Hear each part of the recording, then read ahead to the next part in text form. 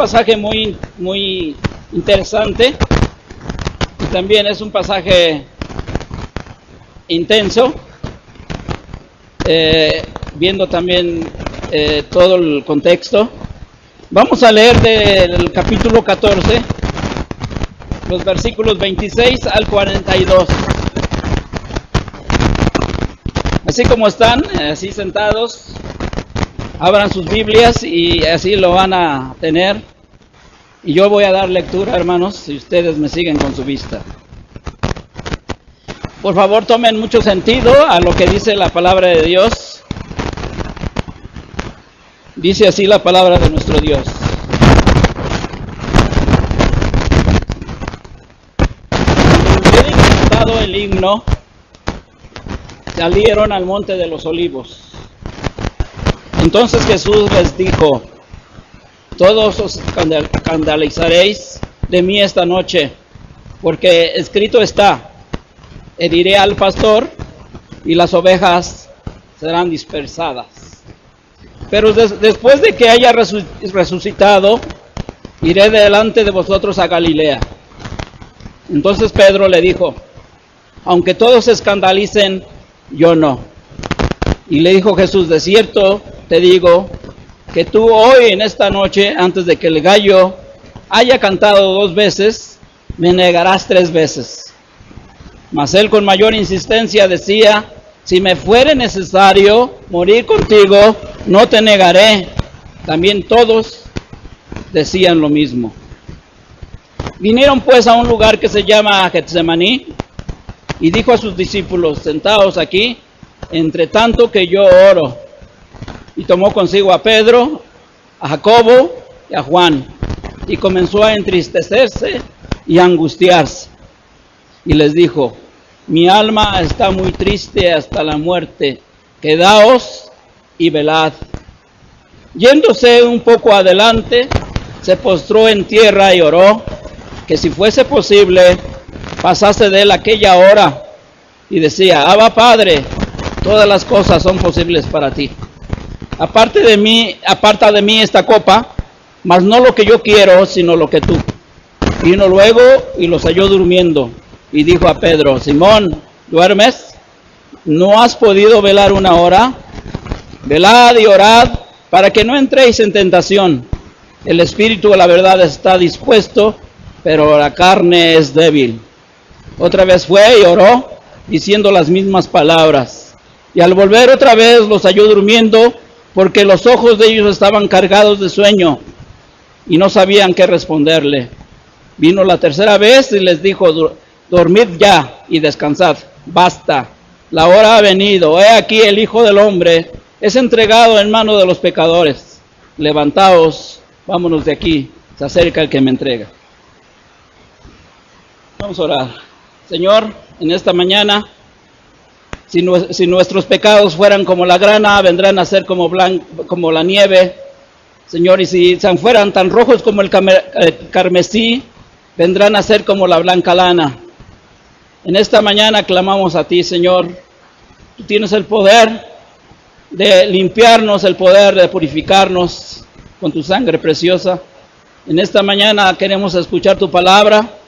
Queremos, Señor, que tu palabra llegue hasta lo más profundo de nuestros corazones, hasta cambiar, Señor, las intenciones del corazón, y también que discierna los pensamientos de cada uno de nosotros, y que nos lleve a la acción, Señor, a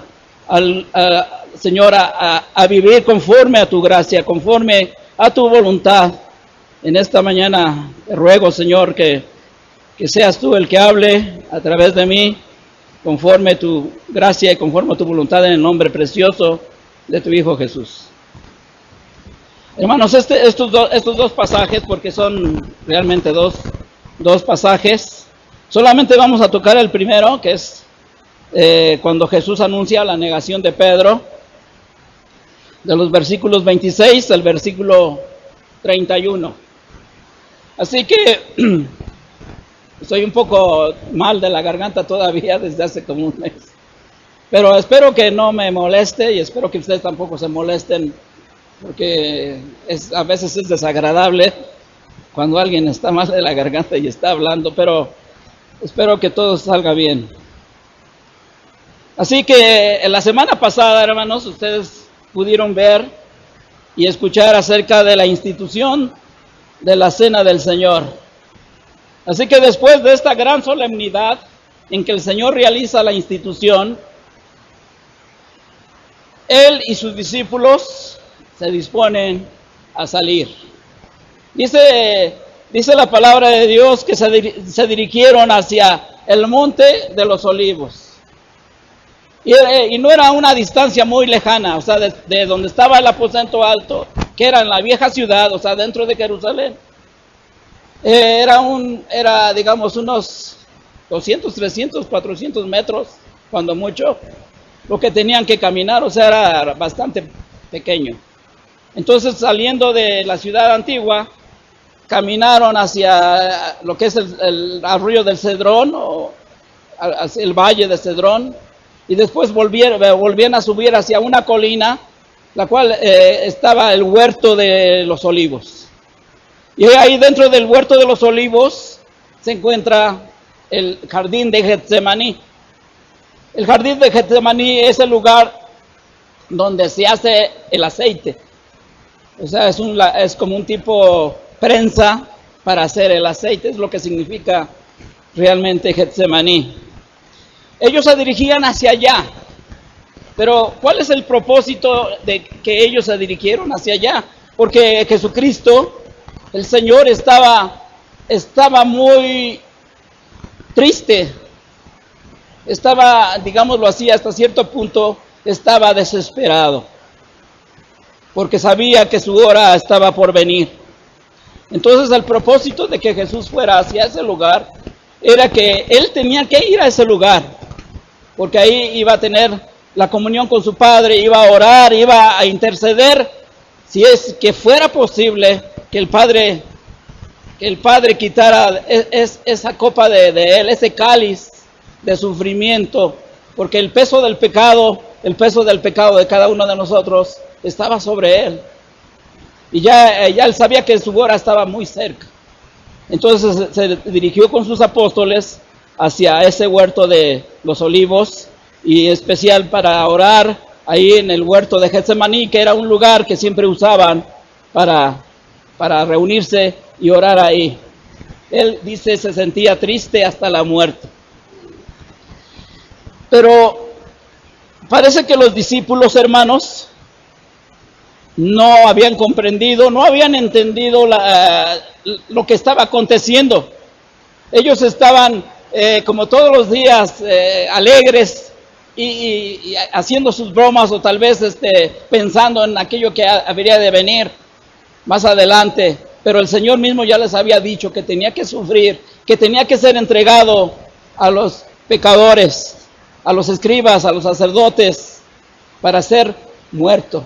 Pero ellos no entendían. Y entonces Jesucristo va a este lugar a buscar la fortaleza que necesitaba a través de la oración, a través de la comunión con su Padre. ¿Quién iba a consolar a Jesús en estos momentos tan difíciles? Los apóstoles. Jesús quería el consuelo de alguien y sus apóstoles no pudieron darle esa ayuda que él necesitaba. Así que era una situación muy grave, porque el Señor estaba a punto de entrar en una agonía, de entrar en lo que nosotros llamaríamos el Calvario. O sea, iba camino al Calvario. Y es porque Él está sufriendo de una manera espiritualmente y también física, porque recordemos que cuando Él muere también los sufrimientos del Señor no solamente son espirituales, sino también físicos. Así que el Señor va camino hacia la última prueba que Él tiene, y es en el huerto de Getsemaní. O sea, lo que también algunos llaman la gran agonía antes de la cruz. Señor, pero hermanos, en esas circunstancias, aún en esas circunstancias, el Señor tomó fuerzas, como el pastor que Él era, para despertar a sus discípulos de los peligros, para advertirle a sus discípulos de los peligros que estaban por venir, aunque ellos estaban en otro mundo. Ya en los capítulo 4, versículos 14 al 17, acuérdense que Él les habla acerca del sembrador, cuando el sembrador sale y esparce la semilla, y algunas de las semillas caen en diferentes lugares, pero les dice que alguna de esas semillas, dice que de repente crece y algunos toman la palabra y con fe quieren hacer la voluntad de Dios. Dice, pero cuando viene la tribulación y la persecución que viene por causa de la palabra, luego tropiezan. Estas eran advertencias que el Señor ya les había dado a ellos anteriormente. También en otra parte les exhorta a que traten de evitar que el ego de ellos sea la primacía, o sea, eso es lo que ellos busquen.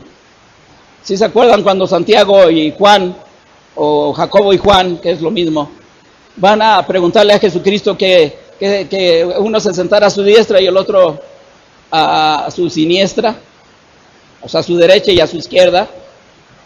Y Jesucristo les dice, ¿pueden tomar el cáliz que yo tomo? Que yo voy a tomar. Y dijeron, podemos. Con esa frialdad y con ese orgullo, sí podemos. Y el mismo Señor les dice que posiblemente sí van a poder, pero es el darles la primacía en la derecha y a la izquierda no le pertenece a Jesús, le pertenece al Padre.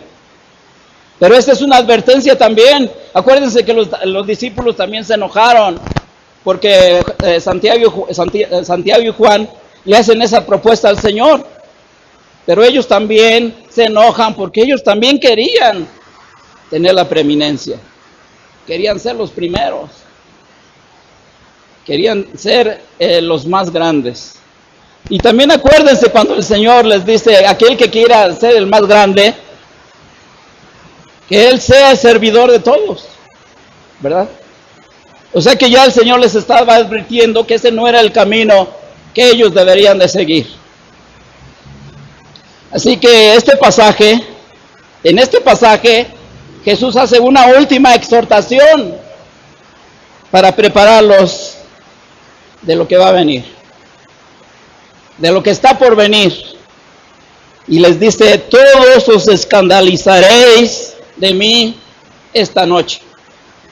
Imagínense, salen del aposento alto después de tener esa gran celebración de la Santa Cena, una gran solemnidad, porque el Señor sabía que iba a morir, pero ellos lo tomaron muy a la ligera. Y de repente el Señor les dice, todos ustedes me abandonarán. ¿Qué pensarían los apóstoles? Así que esto sucedió, hermanos, mientras caminaban por las quietas calles de la ciudad. Iban caminando hacia el huerto de Getsemaní, hacia el jardín de Getsemaní, y lo van siguiendo. Entonces de repente el Señor les advierte que todos huirán y lo abandonarán. Así que de repente, como que decimos, ¿y los apóstoles qué pensaron de eso? Ellos no esperaban las palabras del Señor de esa manera, de que todos ustedes me van a abandonar, todos ustedes se van a acobardar y se van a echar a correr. Y ellos estaban confundidos en cierta manera, porque no se lo esperaban. Ellos se habían regocijado en la celebración, ya estaban contentos, aunque el Señor les había dicho que iba a ser entregado, iba a morir, no se lo habían creído. Pero ahora el anuncio de todos ustedes me abandonarán. Ahora, hay algo importante aquí, hermanos. En el versículo 27, que le dice, entonces Jesús les dijo, todos pues escandalizaréis de mí esta noche, porque está escrito, heriré al pastor y las ovejas serán dispersadas. O sea, este pasaje, hermanos, nos lleva hacia una profecía en el Antiguo Testamento. La profecía del Antiguo Testamento se encuentra en Zacarías capítulo 13. Por favor, abran Zacarías capítulo 13. Casi son de los últimos libros del Antiguo Testamento. Y vamos a ver que es una profecía muy interesante. Yo nunca la había entendido de esa manera, hermanos. Yo doy gracias a Dios por los estudios de Marcos, porque los primeros que se benefician son los que predican, ¿sí o no, Carlos? Somos nosotros los que predicamos, hermanos. Pero espero que ustedes también se beneficien de lo que nosotros estudiamos para que la palabra de Dios sea expuesta y la palabra de Dios sea conocida. Así que ahí en el pasaje de Zacarías capítulo 13, vamos a ver que lo que el Señor se refiere cuando dice está escrito. Yo no lo vamos a leer, solamente ustedes me pueden seguir con la vista. Y yo también les voy a explicar un poco acerca de lo que significa esa profecía. Así que en este libro de Zacarías estaba escrita la profecía de que el pastor iba a ser herido y entonces todas las ovejas se iban a esparcir, iban a huir. En el versículo 1, hermanos, de esta profecía, nos habla acerca del juicio de Dios. Del juicio de Dios sobre la nación, sobre Israel. Del juicio de Dios sobre Israel. Porque acuérdense, hermanos, y yo creo que ya ustedes también me han escuchado hablar cuando hablo acerca de Israel, de que Israel era una nación rebelde, una nación en cierto punto idólatra, porque a pesar de lo que Dios había dicho, ellos seguían adorando ídolos. Pero la promesa es que Dios los conduce a una purificación del pecado. Y también ahí en estos versículos vemos la creación del pueblo del pacto. O sea, una renovación de ese pacto que Dios había hecho con Israel. De que iba a destruir todo aquello que no fuera el Dios verdadero para que lo adoraran. Todo aquello que estorbara a nuestra adoración a Dios o que estorbara la adoración del pueblo de Israel iba a ser quitado para que se adorara al único Dios verdadero. El versículo 9. Así que en ese proceso, hermanos, en que Dios está tratando de purificar al pueblo y demandar de ellos que se sujeten al pacto, viene el golpe al pastor. Y la palabra dice que el hombre que pertenece al Señor y que es su compañero, o sea, ese pastor el cual es golpeado es compañero de Jehová, es comparable con Jehová, o sea, es uno con Jehová. Eso a qué les suena, hermanos. Acuérdense cuando Jesucristo dijo: yo y el Padre somos uno. Entonces esa profecía se está refiriendo al Hijo. Entonces dice que será golpeado y las ovejas serán esparcidas. Y solo un remanente sobrevivirá. Es decir, no todos los de Israel, decía la palabra y dice la palabra, no todos los de Israel son israelitas, sino que hay un remanente que adora al Dios vivo y que sirve al Dios vivo. Así que severas pruebas antes de compartir las bendiciones al pueblo de Dios van a venir a la nación. Y lo más importante aquí, hermanos, es que Jesús se identifica como el líder que está cerca de Dios. O sea, no es cualquier líder, sino es el compañero de Jehová, es mi amigo. O sea, así le llama el Dios a este pastor, mi compañero. Así que es alguien que habita al lado del Señor como su igual. Y esto es importantísimo, hermanos, porque Esta profecía, yo tal vez había leído el libro de Zacarías, pero aquí ya está, espero que quede claro, tal vez se necesita un poco más de estudio sobre esta profecía, pero en realidad ese pastor, el cual es herido, es el Señor Jesucristo. Y las ovejas que son esparcidas son el pueblo, el remanente. Y aquí en el pasaje que estamos leyendo, los que van a oír son los apóstoles. Así que la profecía también, y así lo enseña el mismo Señor Jesucristo en el libro de Marcos, y claro, en todos los evangelios, que la muerte de Jesús está bajo el juicio de Dios. La muerte de Jesús va a venir por causa del juicio de Dios. Imagínense, hermanos, qué tremendo.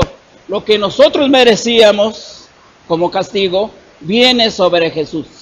El juicio de Dios viene sobre Jesús.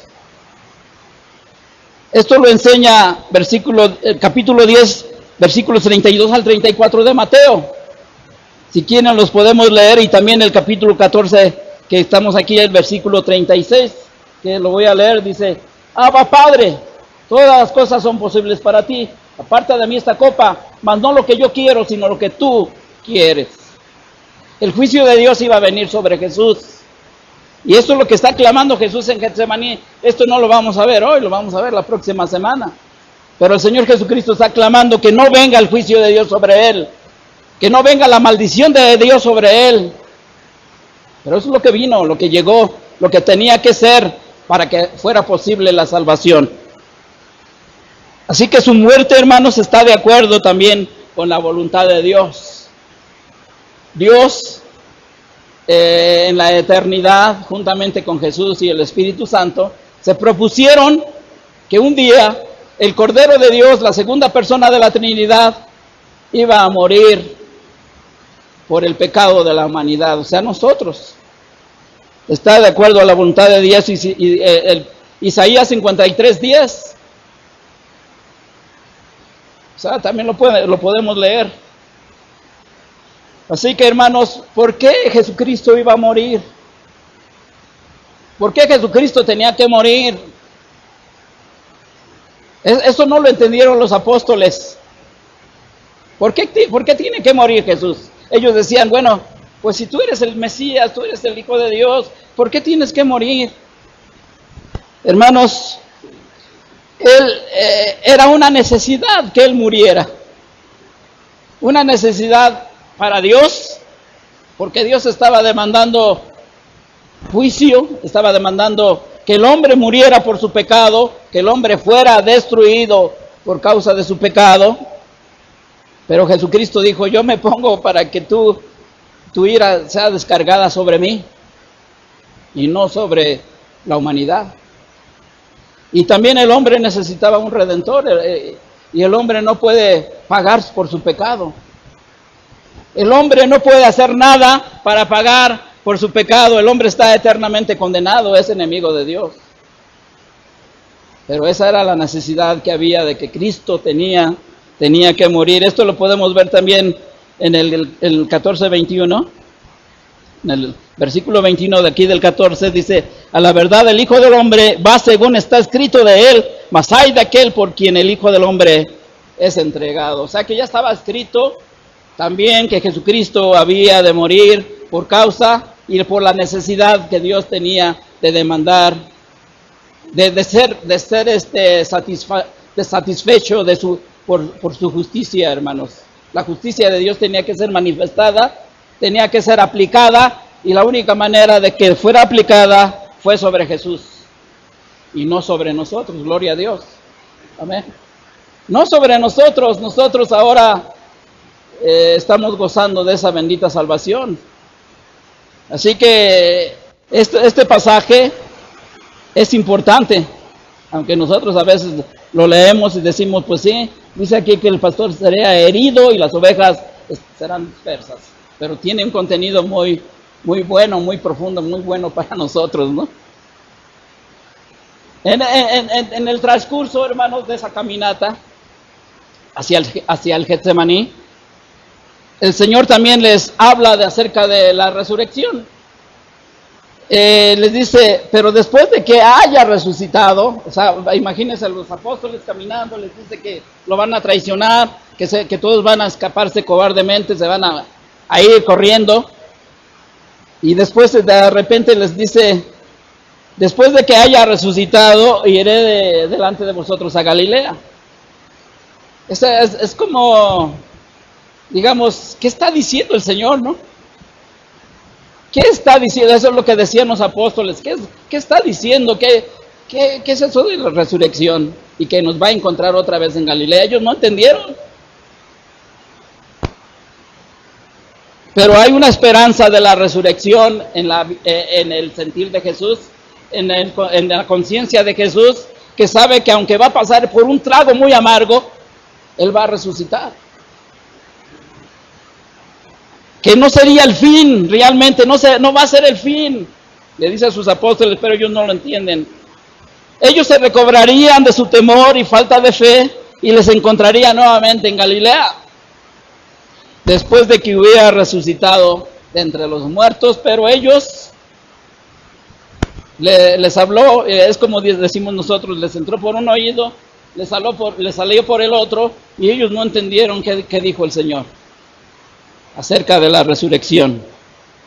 Así que ni Pedrito, que es el más aventado de todos, ni Pedro, ni los demás apóstoles percibieron esas palabras de la resurrección. Y ese encuentro que iba a tener con el Señor después en Galilea, y que lo tuvo por 40 días, que lo tuvieron por 40 días, y en esos 40 días el Señor les da mandamientos y también los comisiona para cumplimiento de la gran comisión, y los comisiona para ir a todas las naciones.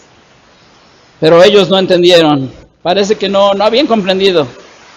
Así que, y no solamente no comprendieron, sino que no creyeron, porque el Señor ya les había dicho en otras ocasiones que tenía que ser entregado y que tenía que ser muerto en manos de los pecadores. Y ellos decían, pues tantas veces tú lo has dicho, que a lo mejor no es cierto. Así que Pedro tomó la delantera, insistiendo en que nunca dejaría a Cristo. Señor, yo no te dejaré. Yo te amo, Señor, yo soy el mejor de todos. Yo te amo, así que no te voy a dejar. Si es posible, daré mi vida por ti.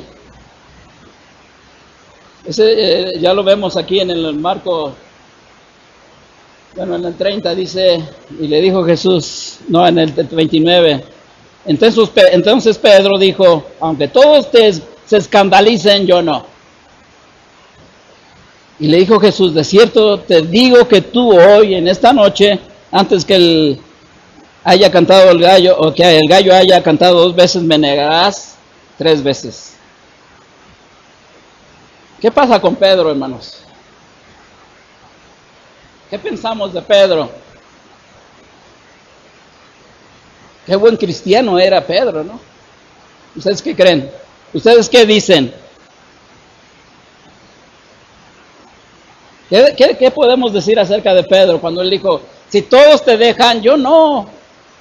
Yo estoy dispuesto a ir hasta la muerte por ti.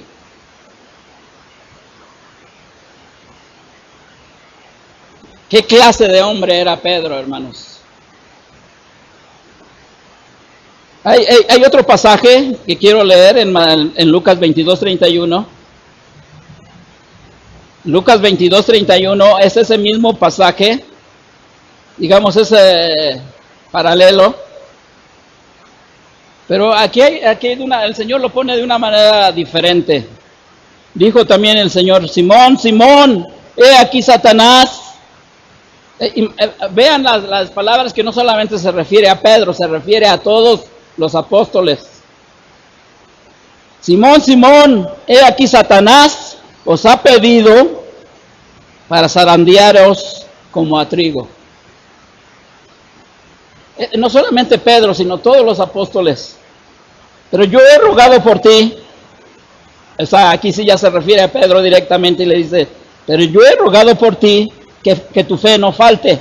Y tú, una vez vuelto, confirma a tus hermanos. O sea que en cierta manera también lo comisiona a Pedro, de que él iba a ser el que iba a animar a los demás, a pesar de que iba a ser zarandeado por Satanás. Eso es lo que dice Lucas. Pero también hay otro pasaje en Juan, capítulo 13, que también nos habla acerca de ese mismo acontecimiento, y lo pone de una manera diferente, que es muy, nos da mucha luz. Dice, entonces cuando hubo salido, dijo Jesús, ahora es glorificado el Hijo del Hombre y Dios es glorificado en él. Si Dios es glorificado en él, Dios también le glorificará en sí mismo y enseguida le glorificará. Hijitos, aún estaré con vosotros un poco, me buscaréis, pero como dije a los judíos, así digo ahora a vosotros, a donde yo voy, vosotros no podéis ir. Un mandamiento nuevo os doy, que os améis unos a otros, como yo os he amado, que también os améis unos a otros. En esto conocerán que son mis discípulos, si tuvierais amor los unos a los otros. Le dijo Simón Pedro, Señor, ¿a dónde vas? Jesús le respondía, a donde yo voy tú no puedes seguir ahora, pero me seguirás después. Le dijo Pedro, Señor, ¿por qué no te puedo seguir ahora? Mi vida pondré por ti. Jesús le respondió, tu vida pondrás por mí, de cierto te digo, que no cantará el gallo sin que me hayas negado 3 veces. Son 2 pasajes diferentes y es diferente el contenido. O sea, son el mismo acontecimiento, pero diferentes palabras, que es importante para entenderlo, hermanos. ¿Quién era Pedro? ¿Qué clase de hombre era Pedro? ¿Por qué Pedro fue tan jactancioso? Esa palabra está difícil, ¿no? Jactancioso. ¿Qué quiere decir? 3. ¿Cómo entendió Pedro y los apóstoles el hecho de que Jesús tenía que ser entregado? ¿Cómo lo entendieron? Pedro y los demás querían que Cristo fuera el Mesías, o creían que era el Mesías, sí, porque ya lo habían confesado, pero querían que fuera un Mesías sin cruz, sin la cruz. O sea, es bonito que Jesucristo fuera el Mesías, es bonito que Jesucristo pudiera ser aquel que era prometido por los profetas, por los salmos, por la ley, pero sin morir, sin sufrir, sin estar en la cruz. Eso es lo que los apóstoles habían entendido. Ahora, vamos a ver que Pedro, hermanos, era pescador. Si nosotros nos vamos más al pasado, recordemos que Pedro era pescador en el mar de Galilea. Fue uno de los primeros discípulos del Señor. Fue uno de los 3 discípulos a quienes Jesús tomaba consigo. Acuérdense que tomaba a Pedro, en primer lugar, a Jacobo y a Juan, para que ellos vieran más de cerca las maravillas de Jesús y ellos entendieran más de cerca quién era Él. Y Pedro era uno de ellos. O sea, los tomaba en ocasiones especiales. Y es muy evidente, hermanos, que pronto se convirtió en el portavoz de todo el grupo. O sea, el más sobresaliente de todos los apóstoles era Pedro. Porque no lo fue ni Jacob ni Juan, sino Pedro. Era el más sobresaliente, él se convirtió en el portavoz de todo el grupo. Acuérdense también de ese pasaje aquí en Marcos, cuando Jesús dice que ¿qué piensa la gente acerca de él? Y otros dicen, pues unos dicen que eres Juan el Bautista, otros dicen que eres Jeremías, o algunos dicen que eres un profeta de la antigüedad. ¿Y Jesús qué les dijo? ¿Y vosotros qué decís que soy yo? ¿Quién fue el que contestó? El que contestó fue Pedro. Tú eres el Cristo, el Hijo del Dios bendito. ¿Verdad? O sea, con esa facilidad Pedro hablaba, hermanos. Tú eres el Cristo, el Hijo del Dios bendito. Pero esa confesión la hizo, hermanos, no solamente por él. Digamos, sabemos que, como dice Jesús, no te lo reveló sangre ni carne, sino mi Padre que está en los cielos. Pero él dio la respuesta por todos los apóstoles. También en ese momento nosotros podemos pensar, y hay hasta evangélicos que dicen que cuando le dice sobre esta roca edificaré mi iglesia, piensan que sobre la confesión de Pedro, y aún los católicos piensan que Pedro ahí es nombrado el Papa. Pero vemos que no puede ser así. Después de unos segundos, cuando el Señor ya después les dice que no le digan a nadie quién es Él, y dice, porque es necesario que el Hijo del Hombre sea entregado en manos de pecadores, el cual va a ser sacrificado y va a ser muerto. Y Pedro ¿qué le dice Pedro? No, Señor, que no te puede acontecer eso. Lo llamó aparte y lo regañó. No, Señor, no te puede pasar eso. Estaba totalmente equivocado, porque el mismo Señor le dijo, apártate de mí, Satanás. Pero ese era Pedro. Así que Pedro, hermanos, contestó por todo el grupo, porque Jesús se había dirigido a los discípulos, pero Pedro, y así debemos de entenderlo, que él era el representante de todos los discípulos.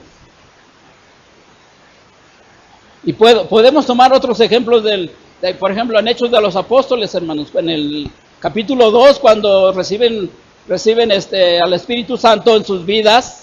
¿Quién es el que habla? ¿Quién es el primero que habla? Es Pedro. Así que Pedro hizo una confesión en nombre de todos, y nosotros sabemos que Pedro no es ningún papa, ni va a ser ningún papa, porque después el mismo Pablo dice que la iglesia está edificada, ¿sí? La iglesia está edificada sobre el fundamento de los apóstoles y profetas, sobre las enseñanzas de los apóstoles y sobre las enseñanzas de los profetas, es como la iglesia está edificada, y no sobre el Papa. Así que Jesucristo está dando aquí que los apóstoles todos son los representantes de la iglesia, porque la iglesia es apostólica. ¿En qué sentido? De que los representantes de la iglesia eran los mismos apóstoles. No había uno en especial, aunque Pedro era el jefe, eso sí podemos decirlo. Pero y también cuando el Señor Jesucristo lleva a Santiago y a Juan al monte de la transfiguración, y está ahí y se encuentran con Elías y con Moisés, ¿quién es el que habla de repente? Pedro. ¿Qué dice Pedro? Hagamos 3 enramadas. Una será para ti, otra para Moisés y otra para Elías. Pero ahí mismo la palabra de Dios dice, pero no sabía lo que hablaba porque estaba muy espantado. Pedro hablaba de una manera que no pensaba, hermanos. Hablaba, pero no pensaba. En otras ocasiones Pedro sobresalió de los apóstoles por su arrojo y por su terquedad. Casi siempre acertaba, hermanos. ¿Sí se acuerdan también cuando el Señor Jesucristo les dice, de cierto ustedes me siguen por el pan que yo les he dado? Le dice al gentío. Y no por la comida, ustedes me sigan por la comida que perece, pero no por la comida que a vida eterna permanece. Y todos se fueron. Y entonces Jesús le dice a los apóstoles, ¿ustedes también se quieren ir? ¿Y qué le dice? ¿Quién responde ahí, hermano? Pedro, ¿verdad? ¿Y qué responde Pedro? Señor, ¿a quién iremos si solamente tú tienes palabras de vida eterna? Ese es en unas versiones dice, solamente tú tienes palabras de vida eterna, pero aquí en el pasaje dice, tú tienes palabras de vida eterna. ¿A dónde iremos? ¿A dónde más encontraremos esas palabras que tú tienes? ¿Acertó Pedro? Acertó Pedro. Hablaba sin pensar, pero acertó. Así que Pedro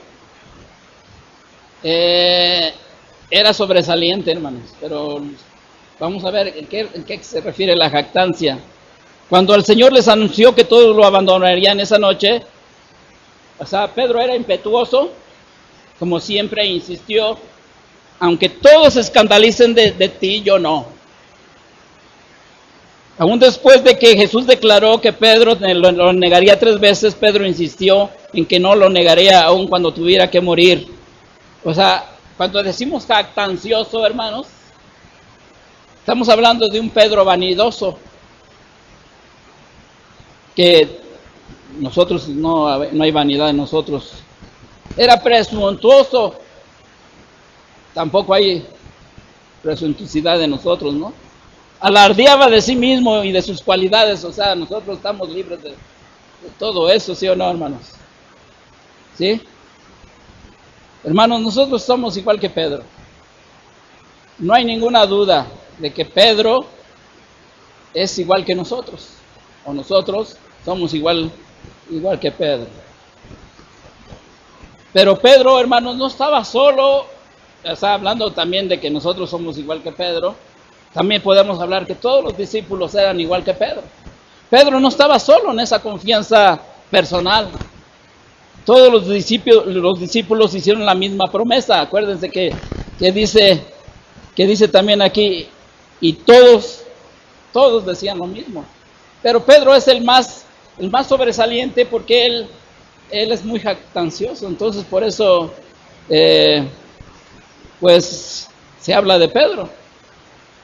Aunque también Santiago y Juan eran jactanciosos cuando van y le preguntan a Jesús, Señor, que yo me siente a tu derecha y mi hermano se sienta a tu izquierda. O sea que Pedro, hermanos, encabezó la jactancia y por eso constituye un pobre ejemplo para aquellos que lo consideran como cabeza dirigente, ¿verdad? La primera encíclica de Pedro fue cuando le dijo a Jesús, no te acontezca eso. ¿Y qué le dijo Jesús? Apártate de mí, Satanás. Y aquí también está Pedro nuevamente con su orgullo diciendo que él no lo abandonaría. Así que Pedro demostró de forma muy limitada que no entendía a Jesús. Y no entendía que Cristo tenía que sufrir. Y era por eso que Jesús había advertido a sus discípulos que no dijeran a nadie que Él era el Cristo. Porque ni ellos mismos entendían del todo quién era Jesús. Hermanos, ¿qué pasa con nosotros? ¿Qué pasa con nosotros? O sea, va a venir cuando Pedro niega al Señor, que es la hora más negra de Pedro, la hora más profundamente de tinieblas para Pedro, porque va a llegar el momento en que va a demostrar que esa confianza que él tenía se convierte en humo, se convierte en polvo, en vanidad, y él lo único que va a sufrir en su vida es este temor, lo que único que va a sufrir en su vida es vergüenza, lo único que va a sufrir en su vida es cobardía. Porque una simple criada le pregunta, tú andabas con Pedro, ¿verdad? Tú andabas con el Señor, tú andabas con el Galileo. ¿Y qué le dice Pedro? ¿Qué dices? Yo no sé. Va y regresa nuevamente la criada y dice, sí, tú eras. Le dice Pedro, no lo conozco, no sé ni de quién me estás hablando. Y luego después todo el gentío que estaba ahí en la lumbre Porque hasta cierta manera podemos hablar que Pedro tuvo ese valor de acercarse a donde estaba Jesús. Se coló de una u otra manera y llegó hasta cerca de donde lo estaban juzgando a Jesús. Esto lo vamos a ver después, no sé a quién le vaya a tocar. Pero ahí está el gentío y le dice, sí, tú eres aquel que andaba con el Nazareno. Y empezó a maldecir y a decir que no conozco a tal hombre. Ahí está mostrando su cobardía, su falta de lealtad a Jesús, ¿verdad? Lo negó con todo, como decimos nosotros, con todos sus dientes, niega a Jesús rotundamente. Entonces él escucha al gallo que canta por segunda vez y va y llora de una manera muy triste, o dice muy amargamente. Así que le faltó valor, a la mera hora le faltó valor. ¿Qué es lo que nosotros podemos tomar de toda esta enseñanza, hermanos? El pecado de Pedro fue sin duda un pecado muy grave, pero también pensando en pecado de Judas. ¿Qué pasó con Judas? ¿Qué pasó con Pedro? Porque el pecado trae consecuencias. La consecuencia que tuvo para Judas fue que le remordió tanto a la conciencia que no pudo resistir y fue y se ahorcó. Porque decía, he entregado sangre inocente, y él no pensó jamás en la misericordia de Dios. Fue y se ahorcó. Pero Pedro, hermanos, él fue y lloró amargamente. Pero aún así, él no abandonó del todo al Señor. Y todos los apóstoles lo abandonaron. También hay un pasaje aquí que no tampoco a mí me toca, pero dice, por cierto joven seguía cubierto del cuerpo, seguía cubierto el cuerpo con una sábana y le prendieron, mas él dejando la sábana, huyó desnudo. Todos lo abandonaron, hasta Marcos, que no era apóstol, pero seguramente andaba con Jesús, porque su mamá era una de las discípulas del Señor. Es el que está contando esta historia de que huyó desnudo. Era un joven. Todos lo abandonaron. Pero Pedro sí confió en la gracia de Dios, hermanos. Esa es la diferencia. Pero ¿qué podemos aprender de estas lecciones que son tan claras para nosotros? Nuestra lengua es jactanciosa. O sea, con Pedro, yo no te abandonaré, y nosotros también decimos, yo soy, yo hago, yo sí. Cuando nosotros, nos pretendemos ser mejores a los demás, cuando nosotros decimos, yo soy diferente a los demás, estamos alimentando nuestro egoísmo, y el egoísmo es pecado. Así que uno de los problemas de Pedro, hermanos, era la lengua. Y muchos de nosotros como líderes tenemos que aprender de Pedro, lo bueno y lo malo. Hay que aprender lo bueno de Pedro, que era arrojado, pero también hay que aprender de Pedro, que decía cosas que lo avergonzaban. Porque decimos, a veces nosotros hablamos y decimos cosas que después nos vamos a arrepentir y ya no haber vuelta atrás. Nosotros nos comparamos a otros cristianos y decimos, no, yo sí soy buen cristiano, yo hago la voluntad de Dios, yo oro, yo ayuno, todo lo que ustedes quieran. En Proverbios hay unos versos que dice en el Proverbios 10:19, en las muchas palabras no falta pecado, mas el que refrena su lengua es prudente.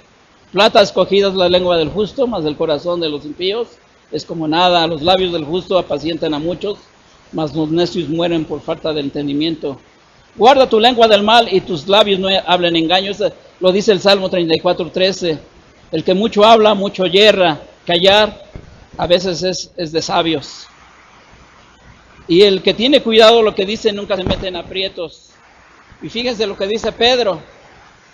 En 1 Pedro 3:10 dice, el que quiere amar la vida, Pedro, el que había negado al Señor, y ver días buenos, refrene su lengua del mal y sus labios no hablen engaño. Así que, hermanos, ¿qué podemos aprender?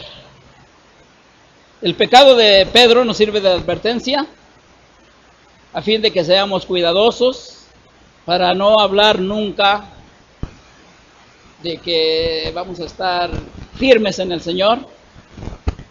El arrepentimiento de Pedro es un ejemplo para nosotros cada vez que pecamos, aunque lo vamos a ver, alguien le va a tocar hablar de la negación de Pedro, pero alguna vez que hemos prometido a Jesús cosas que no hemos cumplido, es como haberlo negado. ¿Cuántas veces cuántos de aquí no hemos negado al Señor? Yo a veces me pongo a pensar cuando vemos en la televisión de ISIS, cuando están en fila los cristianos y están ya casi, niega a Jesús y te salvas. Y hay testimonios, hermanos, que dicen en ese momento en que le cortan la cabeza, dice: yo nunca jamás voy a negar a Jesús. Y le cortan la cabeza. Ese es el valor que a veces nos va a faltar a muchos de nosotros cuando veamos ya circunstancias así como esas.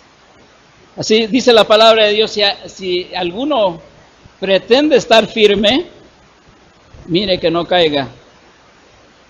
En 1 Corintios 10, del 11 al 13, no os ha sobrevenido ninguna tentación que no sea humana, pero fiel es Dios, que no permitirá que seáis sentados más de lo que podáis resistir, sino que proveerá también juntamente con la tentación la vía de escape para que podáis soportar.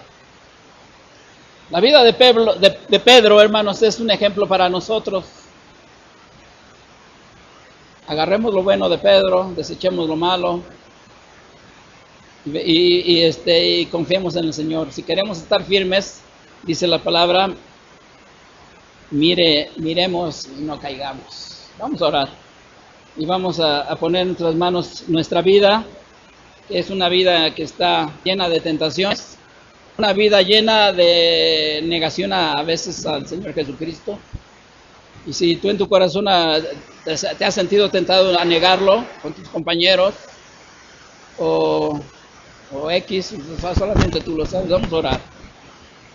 Señor Jesús, en esta mañana, ¿cuántas veces no hemos negado tu nombre, Señor? Igual que Pedro, no podemos tampoco jactarnos de que nosotros somos mejores que Pedro. Ni mejores que Jacobo, ni mejores que Juan, ni mejores que Marcos, que huyó desnudo. Señor, siempre hay un lado oscuro en nuestra vida, un lado cobarde en nuestra vida, un lado que a veces desconfiamos, a veces nos falta el valor para confesarte delante de los hombres. Ayuda a tu pueblo, Señor, a confesarte delante de los hombres, para que tú también en los secretos, Señor, tú, Señor, lo confieses. Señor, en esta mañana quiero pedirte por mis hermanos, la iglesia, que hemos escuchado tu palabra. Señor, ayúdanos a ser fieles, a ser leales a ti, Señor, a seguir tu causa y Señor, aún a morir por ti. No con la misma jactancia de Pedro, pero, Señor, danos ese valor cuando lo necesitemos. Necesitamos mucho valor en nuestra vida para vivir la vida cristiana. En esta mañana te lo rogamos en el nombre de tu Hijo Jesús. Amén. Hermanos, antes de terminar, el Señor va camino al Calvario ya desde Getsemaní. La próxima semana, si Dios nos permite, vamos a ver el huerto de Getsemaní. El Señor va camino al Calvario. Ahí en la librería hay este librito que se llama El Camino del Calvario. Es un libro de avivamiento personal, de cómo nosotros podemos vivir vidas entregadas a Dios, vidas en humildad, sirviendo a Dios. También tenemos El Despertar de la Gracia en el Liderazgo. Son dos libritos que creo que la hermana Lupita ya puso en oferta en esta mañana. Y yo me atrevo a hacer de que ustedes estos libritos los pueden leer en una semana, hermanos.